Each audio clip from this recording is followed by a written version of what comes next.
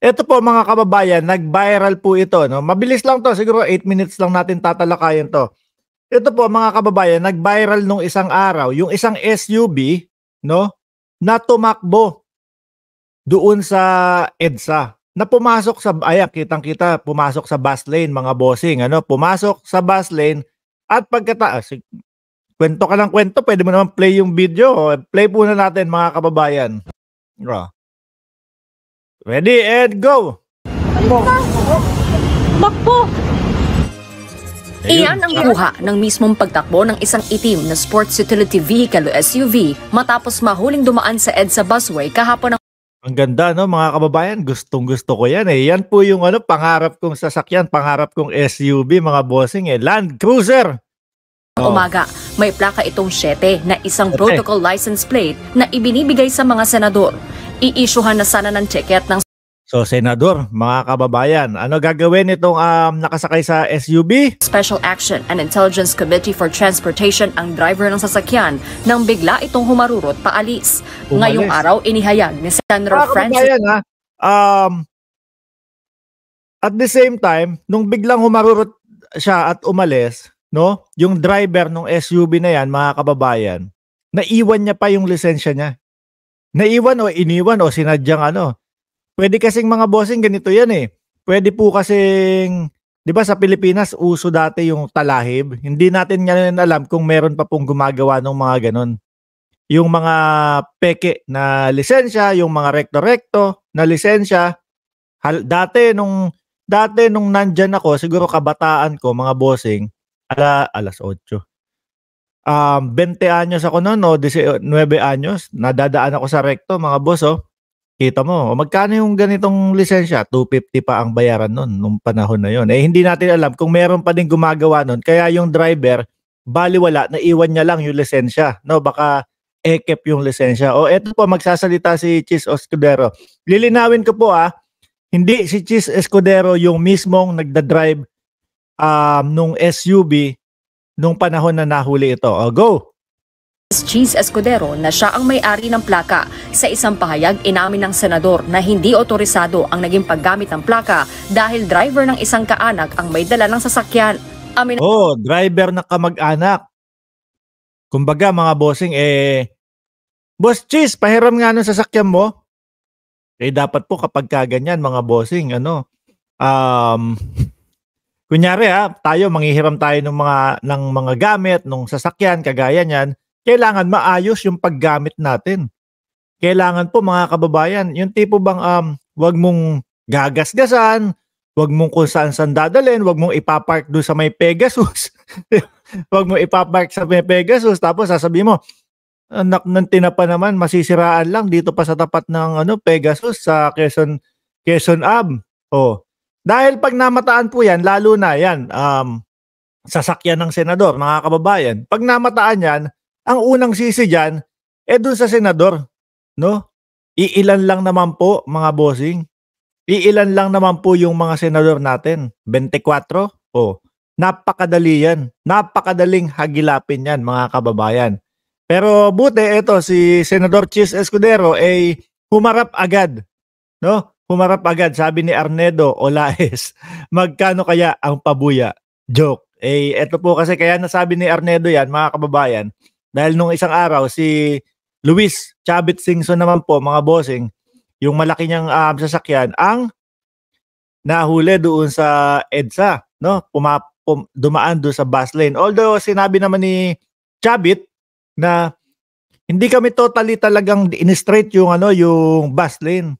Kumbaga nag-take over lang o nag-overtake lang doon sa isang sasakyan, tapos nagawi sa bus lane, natiyempuhan naman nung, hindi ko alam kung MMDA basta traffic enforcer 'no. Tapos may pabuya na 100,000 do'n sa nakahuli sa kanila dahil daw po ano, kumbaga, ginagawa ng tama yung trabaho. Tuloy po. Ado rin itong naabuso ang paggamit ng plaka dahil ipinagbabawal naman ang pagdaan nito sa EDSA busway. Dahil sa insidente, inatasan na umano ng senador ang driver ng sasakyan na humarap sa Land Transportation Office o LTO para tumugon sa show cause order at harapin ang parusa sa ginawang paglabag.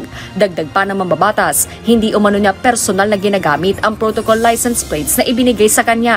Kaya isusuko na lang umano niya sa LTO ang nasabing plaka ng nahuling sasakyan. Pinuri naman ng senador ang otoridad. Kakaunti lang po kasi talaga ang senador, mga kababayan eh. No? 24 lang po ang senador. So, andali po kasing hanapin 'yan, mga bossing. Napakadaling hanapin na lahat ng senador, sino yung naka-Land Cruiser dito? Ganyan. Sino yung may Land Cruiser dito? Tapos siguro baka lahat, ano? Ang mahal niyan, kung hindi ako nagkakamali, nasa 5 milyon. Nung dati, nasa Toyota ako, bumili ako noon Fortuner B variant. Nung panahon na siguro pahinga kami diyan, pandemic, no? Pandemic, bumili ng Fortuner B variant. Nagkakahalaga na 'yun ng 2.1 million, mga kababayan. Tapos nung lalabas na, kumbaga palabas na kami ng Toyota, mga bossing, nakita ko yung Land Cruiser, nakaano dun. Sabi sa akin ng ahente ko, si Chona, shout out sa iyo. Pag kukuha kayo ng mga sasakyan, dun punta kayo sa Toyota Pasig, no? Nando si Chona, napakagaling mag-assist nun. Paglabas ko, no? Boss, yan, Land Cruiser. Sabi ko, magkano yung ganyan? Ang ganda kasi. Pwede pa nating palitan yung kahit na na to. Pwede nating palitan ng ganyan. May stock kami niyan. Itim. Sabi, magkano nga? 5 million, boss. Sabi ko, hindi, okay na tong Fortuner na to. 5 million? Wala akong ganong kalaking pera. Ituloy na natin to. Yun, ang daling hanapin po, mga kababayan. Hanap ka lang, tanong ka lang, tignan mo lang yung listahan ng mga senador kung sino yung naka-Land Cruiser. Ang tanong lang po, tanong lang naman to, no? Kung hindi sila madaling hanapin, yung may-ari ng Land Cruiser, lilitaw agad kaya tong si Chis Escudero? Tanong lang naman po, no, mga kababayan. Kumbaga, syempre, easy, madali akong alam naman kung sino yung mga Land Cruiser. At the same time, mga kababayan, syempre, sila pong mga senador, mga bossing, no? Syempre, hindi naman po lahat yan hindi naman po lahat yan is tawag dito. Kumbaga, magkaka-okay sila. May magbubuko at magbubuko pa din po dyan. Okay, Chis yan. Alam ko yung sasakyan na yan. 5 po yung Brian Dabe Ballesta, 5 po yung topic natin. Pagkatapos nitong kay Chis, lahat na West Philippine Sea at Kedigong, no? Sa pagsisiguro na nasusunod ang traffic rules at regulations sa Metro Manila, anuman ang ranggo o posisyon ng lumabag na motorista. Ayan. Sa huli, humingi ng paumanhin si Senator Escudero at nangakong titiyakin na gagamitin sa tama at naaayon sa panuntunan ang protocol license plates na ibinigay sa kanya. Patuloy ang paalala ng Department of Transportation na mga otorisadong sasakyan lamang gaya ng mga lehitimong ambulansya na may sakay na pasyente, fire trucks at sasakyan ng Philippine National Police na mayroong operasyon o re-respondehan ang pinapayagan dumaan sa EDSA busway. Pinahihintulutan din na gumamit ng EDSA busway ang sasakyan ng Presidente, Vice Presidente, Senate President, House Speaker at Chief Justice. Hardy Lagado, UNT. Mga kababayan, Presidente, Vice President, Senate President, House Speaker, yun yung mga pwede, no, na uubra. Mga kababayan, ayan, ang ganda nung Land Cruiser, mga bossing. May isa pa akong napapansin sa Pilipinas, mga kababayan. Patapos na to, siguro 2 minutes, lilipat na tayo dito kay dating Pangulong Duterte. May isa pa akong napapansin sa Pilipinas, mga kababayan. Yung mga yung mga tawag dito, yung mga parang patrol o kung ano mang ambulansya ng mga barangay, no?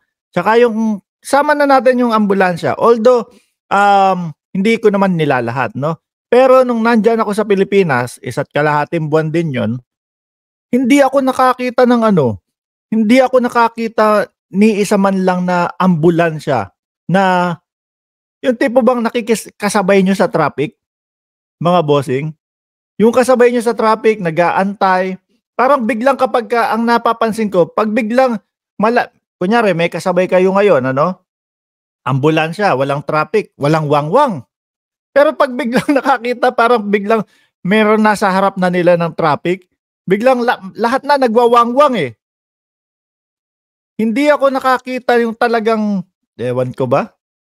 'Yan din po, eh, 'no? Hindi ko naman po nilalahat pero inaabuso nung mga gumagamit ng ganyang mga sasakyan, yung mga wangwang nila. Kaya eto yung sinasabi ng presidente na baklas wangwang din po mga kababayan. Ako dati kay Pinoy, pagka sabi ni Pinoy noon 'no, "Bawal ang wangwang." Sasakyan ko may wangwang, bata-bata pa po ako nun. Siguro mga 18 anyos, 19 anyos, may wangwang, tanggal agad ako, binaklas ko. Oh, yun.